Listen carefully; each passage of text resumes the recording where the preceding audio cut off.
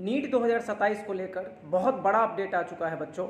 इसको आप पूरे अच्छे से ध्यान से सुने। पार्लियामेंट हाउस में एनटीए और पार्लियामेंट्री स्टैंडिंग कमेटी का जो मीटिंग हुआ उससे कुछ बातें निकल कर आ रही हैं। पहली बात कि सीबीटी मोड को होल्ड पर रखा जाए। अभी सीबीटी मोड नहीं लिया जाए, पेन एंड पेपर मोड ही लिया जाए। ये बात मैं पहले भी बोल रहा था कि जेईई मेन में 13, 14, 15 लाख बच्चों का एग्ज़ाम लेने में 22-24 शिफ्ट लग जाते हैं। अगर दोनों जनवरी और अप्रैल को देखा जाए तो अचानक से 22-23 लाख बच्चों का सीबीटी मोड लेने में बहुत ज़्यादा शिफ्ट लगेगा। फिर उनको नॉर्मलाइज करने में और भी ज़्यादा दिक्कत हो सकती है। दूसरी बात, एज लिमिट इन सब चीज़ों पर है ना, अटेम्प्ट लिमिट इन सब चीज़ों पर कोई अभी रोक टोक नहीं है। आपकी जो भी एज है, जो भी अटेम्प्ट वगैरह है, वो आप अभी एग्ज़ाम दे सकते हैं। और जो कुछ बड़ी अपडेट ये है कि अलग अलग डिपार्टमेंट को नीट से बाहर कर दिया जाए या अलग अलग एग्ज़ाम उनका अलग लिया जाए। मतलब आयुर्वेद के लिए अलग एग्ज़ाम लीजिए, नर्सिंग के लिए अलग एग्ज़ाम लीजिए, है ना।